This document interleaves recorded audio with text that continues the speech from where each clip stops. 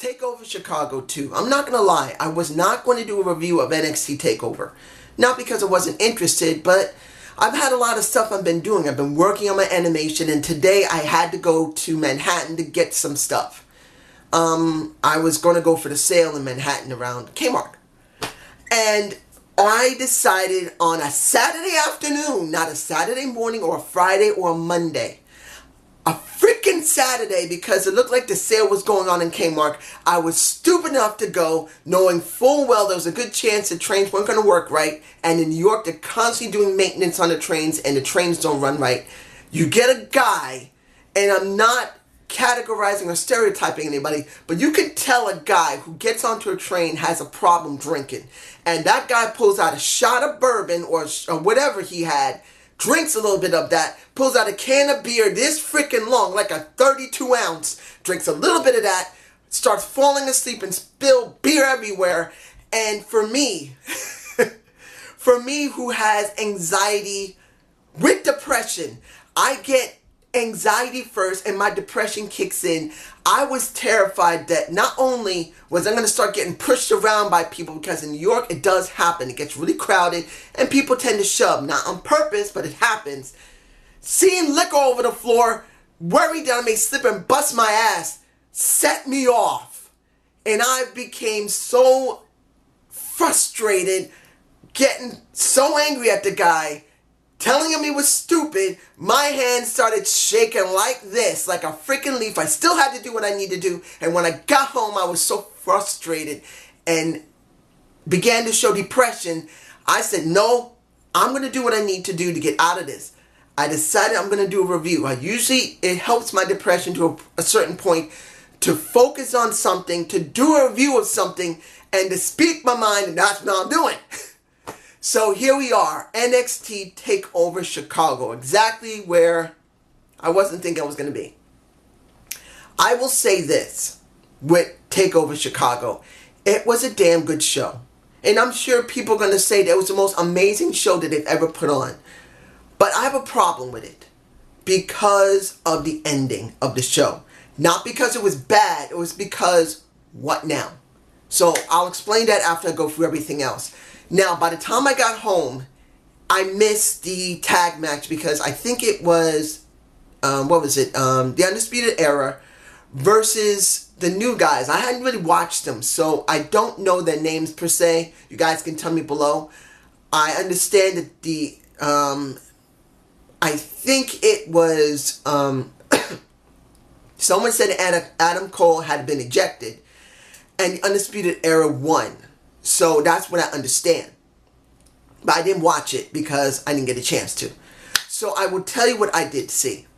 The first match I saw, which is the best match of the night for me, personally, but I do have a caveat with it. Ricochet versus Velveteen Dream.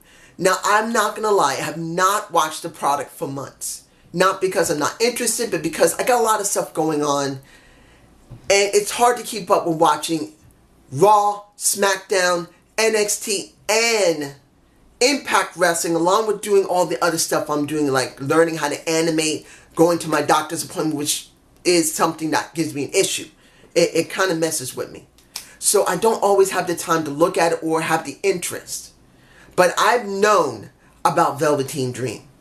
That man is, with one of the persons, I think Percy said that he's the future. He is the future.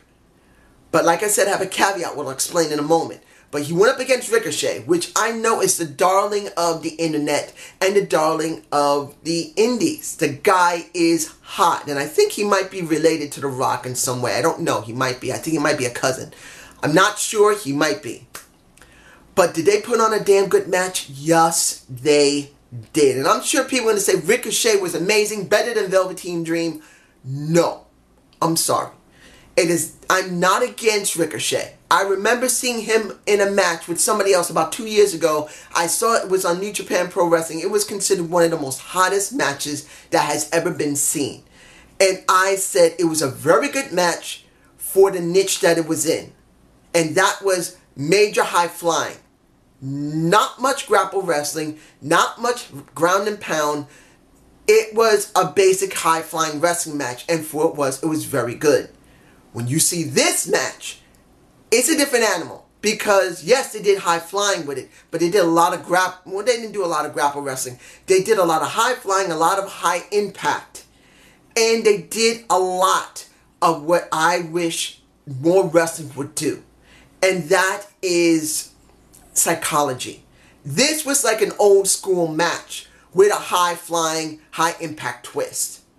Because when you look at Ricochet, he did the traditional high-flying and the high-impact. Well, Velveteen Dream did the psychology. If anyone thinks that Velveteen Dream is not one of the top people on NXT, watch this match. Because it's not the fact he couldn't keep up with him. He did. He did a great job keeping up with Ricochet. It was his psychology that was done. He looked like freaking Hulk Hogan when he came out. But it's not that he was a Hulk Hogan ripoff. He was... I'm worried about him going to the main roster, and I'll explain that in a minute. But when it comes down to it, Velveteen Dream is the first Velveteen Dream. Just like Chris Jericho said, I don't want to be another Heartbreak Kid. I want to be the first Chris Jericho. This is Velveteen Dream. He's not going to be the next Junkyard Dog. He's not going to be the next Coco Beware. He's not even going to be the next New Day or R-Truth. He is going to be the first Velveteen Dream. And he proved it in this match. It didn't make a difference if he won or lost. It was a fact, just like all the other matches. And I got to say this. I have not seen once yet, and even though I haven't seen the product for months, a bad Velveteen Dream match. I have not seen one bad Velveteen Dream match. A guy who came up through Tough Enough, I think 2011, has busted his ass. And he proved that he deserves to be a wrestler and to be a major wrestling star. But here's the problem. Ricochet won. That's not the problem. The problem for me is this. What does this mean for Velveteen Dream? It's not that he can't have another match with somebody and make it amazing. It's the problem of eventually they're going to bring him up to one of the other two rosters. He's either going to SmackDown Live or he's going to go to Raw. He has a better chance to go to SmackDown Live and be able to do all the stuff there. If he goes to Raw, he's going to be like an ordinary ham and egger. And the problem here is that I do not believe the WWE knows what to do with him. Triple H should be mad as fuck. I'm sorry for the cursing, but this is needed. He should be freaking mad. All the people he's been sending up from NXT into SmackDown, they've been doing pretty well. All the people that he sent from NXT to Raw have been floundering because the writers for Raw do not write his people properly, and I'm sure he's freaking angry. He busts his ass to get these people ready to go to the main roster, and they don't even write for them properly.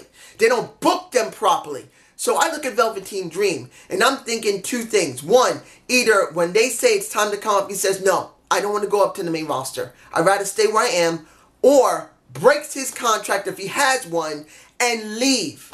Because I do not see them treating him right. I do not see them booking him right. I do not see them writing him properly. He will end up being another R-Truth or another freaking Coco Beware. And I don't want to see that for him. And I'm being honest. They need him. But if they're not willing to write for him properly, they're not willing to package him properly, and they're not willing to book him properly, I would rather let him stay in NXT or leave and go to the Indies and go to, you know what? Either go to Lucha Underground or go to Impact Wrestling. Yeah, Impact Wrestling, this is WWE. This is Lucha Underground because they've been getting a lot of steam. This is Impact Wrestling, unofficially. Officially, they're still here, and Lucha Underground and ROH are there. But unofficially, they're here. And I think that Lucha Underground, which I haven't been watching, I haven't seen the series. It's something with me when it comes to being too theatrical. It's still probably great wrestling, but the theatrics of it turn me off. I don't know why, it just does. That's the reason why I still haven't been watching it. But he's better off going there. I'm just saying. That was the first best match of the night for me. Here's the second.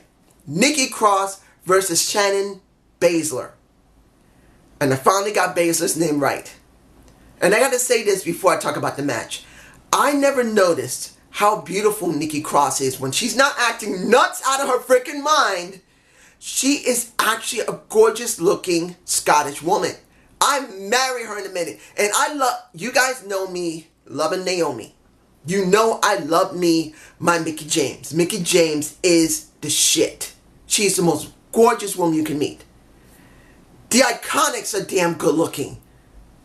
Billie Kay is damn sexy. And Peyton Royce is beautiful. But she is near, you got now Naomi. You got Mickie James. And now you got Nikki Cross. I'm saying it now. Nikki is about 5'2". Yeah, she's a little shrimp, but she's, good God, googly gorgeous. You look at her when she's not acting crazy. She's beautiful. And her ring work here was great. This is the second best match of the night. The way they booked this was properly done. You got Shannon Baszler, who has been a monster badass, who can do whatever the hell she wants. And then Nikki Cross, a crazy nut, who basically loves pain. And you put these two together, you had magic. Magic. Nikki Cross throughout most of that match was magic because everything Shannon threw at her, she just took it, smacked herself in the face, laughed at it, and begged for more. And when she wasn't in front of her, in front of the camera, psychology. Just like Velveteen Dream, Nikki Cross has psychology. When she was in front of that camera or in front of the crowd, she made sure she stayed in character and acted freaking nuts. And that is something that is a very lost art in wrestling. You go all the time when it comes to high flying, high spots. These guys and girls lose the most precious thing. And that's character and psychology of a match. And both these guys, and you know what I just said, both of them, and Velveteen Dream and Nikki Cross, had the psychology down packed. And in the end, after so many near falls, you had Nikki Cross pass out to Shannon Baszler putting the rear naked choke on her. Perfect. She didn't have to tap out. She didn't have to get pinned. She passed out with a grin on her face. I don't think I got that picture. If I do, it's in my face. But if I don't have it, it's understandable. Beautiful. I loved it. It was done very well. Now, the next match, which was a good match, but I have a problem with it. And that's Aleister Black versus Lawler Sullivan. I remember Lawler Sullivan. I did see a couple of matches with him when he was working. And when I was watching NXT, he looked like a monster. A beast. And I've liked Aleister Black. He is the way Bray Wyatt should have been booked on the main roster. Just plain different. Now you got these two together. And at first the crowd was not into it. They did not like that Sullivan was kicking Aleister Black's ass at first. And then they went from really booing him to being like confused almost. The sound in that arena seemed confused. Maybe it's because they didn't know exactly how to feel about Sullivan kicking Aleister Black's ass until Aleister got back at him. Eventually, Aleister did get over on him and he did win. But here's the problem I have with the match. Even though Aleister Black did a very great job, I just don't see a great opponent for Aleister Black. Now that he's gone through Lawler Sullivan, what next? Getting one of the people from, what? I mean, Adam Cole right now has, what, the North American Championship. I think he still does. Or the European Championship. I don't know, the UK Championship. Like I said, I've been watching the product for several months. Are you going to have, what? One of the people from, I forgot, I can't believe, you know, I forgot the name of Adam Cole's team, and I'll remember in a minute. But the thing is that, who is his next opponent? And I just don't know who would be right for Aleister Black. Because as it stands, from what I understand, he's gone through almost the entire roster. And I just don't know who is he next for. He should actually have lost. Sullivan should have taken the title and he moves up to the main roster. And understand, I'm not happy about the main roster. I'm not. Honestly, I'm not. I really don't think they're going to book him any better than Bray Wyatt. But in the end, what else can you do with him? Aleister Black probably needs to go to the main roster now, unless he's going to lose, and then he goes up against an opponent that really is so credible he just can't win against. Because as it stands, he may end up being like another Asuka. I don't think we should have another Asuka where someone has to be stripped of the title because they got to be retired when they're moving up to the main roster. I just don't want to see that for him.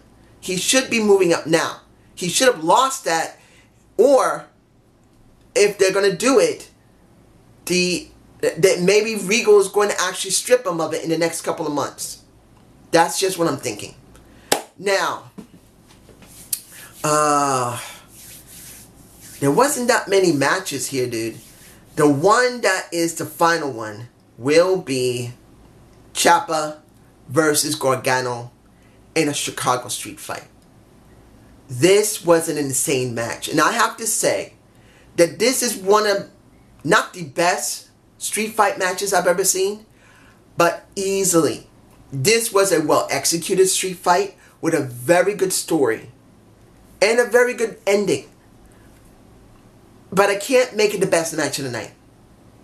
For the simple reason, what now? Kind of like with Aleister Black. Aleister Black, from what I can tell, has reached the max he can reach, and he should already move on to the main roster. He should have lost to Sullivan, and Sullivan had the title for a while, and either he's got to try and get it back, or he doesn't get it back. Because as it stands, Aleister Black is pretty much stagnant. But when you see Gargano and Ciampa, what now? This is the second match they're having after a whole year, which is great booking. You don't rush it. You don't rush them after a few months, like 1 or 2 months. You take a long time to build this up to get a great payout, and they did get a huge payout. The match was brutal. At one point, they left the ring. Well, actually, in the very beginning, they left the ring. They mostly were working outside with most of the people. And that was a great thing. Getting back into the ring, it got really vicious and violent. Seeing that Ciampa put that chair around Gargano's neck, hit it, and Gargano kept really selling his injury, really selling the pain, shaking his hand. And I believe it was Percy who kept saying that, you know what, you can see it. It's nerve damage now. That was good storytelling. Gargano was telling a great story. Johnny was doing great. By the time they reached outside the ring again, and then Ciampa, and I don't think I got that picture. If I can get it, I'm going to get it. Of them getting on top of the containers, the supply containers or electronic containers, and Ciampa pulls off the ring for Johnny, for his wife, and he not only looks at it, throws it away, but he spits on the damn thing. I don't know if I got that picture or if I can get it, but if I can get that, I'm going to get it. And get it. This was one of the best parts of the show, when pretty much the Celtic Cross was done off those, electronic containers, wheel containers, onto a table. And Ciampa sold it beautifully.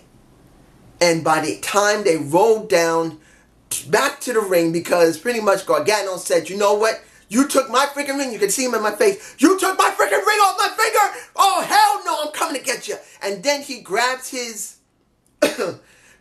gurney, wheels him down to the ring, beats the living crap out of him, handcuffs him, beats the crap out of him again, beats the crap out of the EMTs, beats the crap out of the staff in the back, beats the crap out of the staff in the back twice, puts the Gargano escape on him, and then after the third time they pull him off, Ciampa finally gets up and does a short DDT on the ring apron that has now been pulled back and the wood is exposed. And Ciampa wins. Now, was that a good story? Yes, it was. culminating in more than a year and a couple of months. But here's the problem. Just like with Aleister Black, what now? You already had one of the most high impactful matches last year, over a year ago. Now you just topped it this year. But the problem is, there's no consequence. No real type of end. Now I'm not saying that Triple H doesn't have an ending for it. He will. But to be honest, this should have been the ending. It didn't need to go to a third match. If I'm right, there's going to be a third match probably by the end of this year. And to be honest, I do not believe they need a third match. This should have been the blow off, and either Ciampa goes to Raw or SmackDown, or Gargano goes to Raw or SmackDown. That is what I think would have been better for this. That this is the end. They had one more match. They have it a blow off. Gargano goes off to SmackDown or Raw, or Ciampa goes off to SmackDown or Raw, and you move on. You move on to either Raw or SmackDown, and you get built from there. Because I'm not saying they can't even top this, because this was a very brutal match. It's near ECW quality.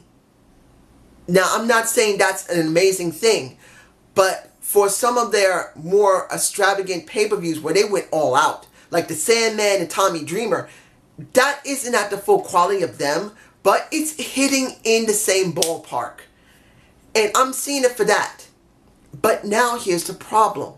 This should have been the blow-off, not a continuation. But this is just me. How do I feel about this show? It was damn good. I didn't see the first match, which was a tag match. Okay, but the rest of the card was good. But the last two matches really make me question. Shouldn't they have just ended it for those people? Aleister Black should have lost this and maybe have to build himself up to go against Lawler Sullivan. That would at least give me a reason to care about Aleister Black. Not that I don't like him. I do. But I don't know what he's going to do now, because he's probably gone through some of the toughest people in the roster, unless he's going after Velveteen Dream again, which I wouldn't mind. But now you wonder about Gargano and Ciampa. If this is the blow-off, fine. One of them goes to Raw, the other one stays on NXT. Or both of them go to Raw and NXT. One stays on NXT, the other one goes to Raw, SmackDown. Or both of them break off. One goes to SmackDown, one goes to Raw, or one of them stays on NXT and goes to the other brand. That would be the best thing to do. But I don't believe they're going to end it. They're going to probably have one more match, which I think should not happen. But this is just my point of view. You guys tell me below. Have a good day. Have a good night. Look for my Money in the Bank. That's going to be about 5 hours. 4 or 5 hours of show. That's going to suck. But I am doing Money in the Bank. See ya.